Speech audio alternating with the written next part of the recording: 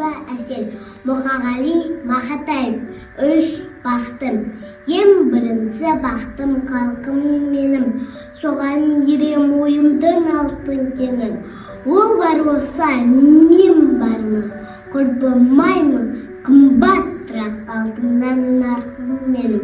Ал екінші бақтым тілім менің, тас жүректі тілінен түндедім. Жекеде дүниеден түңілсем де, қасиетті тілінен түнмедім.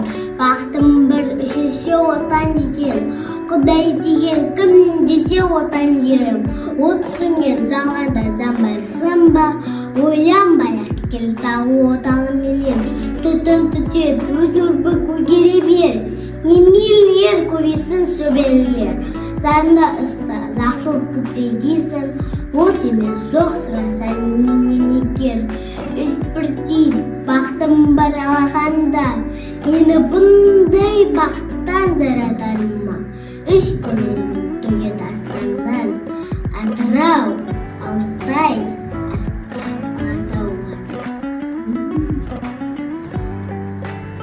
Тәрбиеші мен тәрбиеленушінің диалогы. Апай, айтшы бұл өмірде не маңызды, не қымбат? Байлық керек, атақ па? Әлі күш пе, зор салмақ? Балам, байлық өткінші, атақта бір көк түтін, білім қалар мәңгілік, ақыл болса ел бүтін. Білім менен ақылды қайдан табам қайтемін? Тіршіліктің жолында қателесем қайтемін? Ізден балам, үйрен көп, жалықпаған адам зор. Кітап сенің шырағың, білім мәңгі жанған жол. Апай, онда уат етем, мен тесеп өтемін. Еңбек етіп талпынып, елге үлгі етемін. Балапандар, тыңдаңдар, үйреніңдер, біліңдер, ойнап күліп жүріңдер. Оқып ерінбей, ғылымға көңіл бөліңдер. Білім ізден талап қыл, жетістікке жетіңдер, адал еңбек етіңдер.